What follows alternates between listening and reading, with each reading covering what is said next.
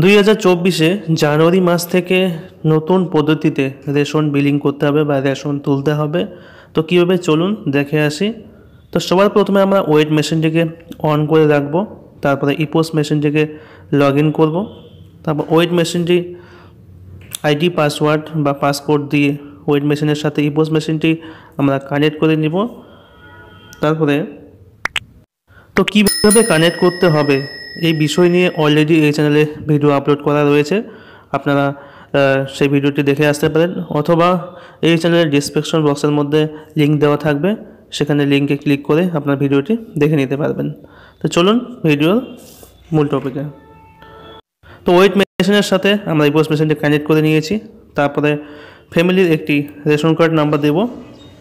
তো সদস্যের নামগুলি সবার চলে আসবে। তো যে ব্যক্তি ফিঙ্গারপ্রিন্ট দেবে সেই ব্যক্তির নামের উপরে আমরা ক্লিক করব।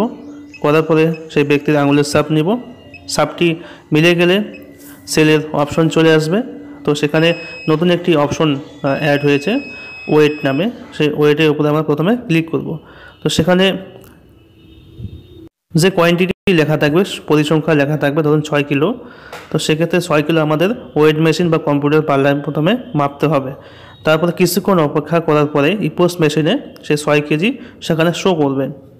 তারপরে আমরা কনফার্ম করব। করার পরে দ্বিতীয় যে অপশনটি রয়েছে সেখানে ধরুন 9 কেজি লেখা থাকবে, তাহলে সেই ওয়েটের উপরে আমরা ক্লিক করব। তারপর আবার ওয়েট মেশিনে আমরা 9 কিলো মাপ দেব।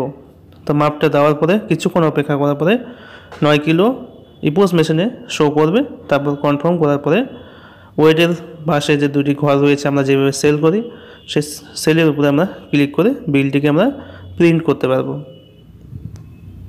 তো এইভাবে বা এই প্রসেসের মধ্যে রেশন নিলে কোনো গ্রাহকই রেশন পরিমাপ কম পাবে না, সঠিক পরিমাণে রেশন পাবে। তার জন্য সরকার এই ব্যবস্থা নিয়েছে। তো ভিডিওটি যদি ভালো লাগে অবশ্যই একটি লাইক করে দেবে। এই চ্যানেলে নতুন সদস্য হলে সাবস্ক্রাইব করে বেল আইকনটি অল করে রাখবে। তো এই চ্যানেলের নিত্য নতুন ভিডিও আপলোড করার সাথে সাথে মোবাইলে নোটিফিকেশন চলে যাবে। তো আজকে এই পর্যন্তই, দেখা হবে খুব তাড়াতাড়ি আরেকটি নতুন ভিডিও।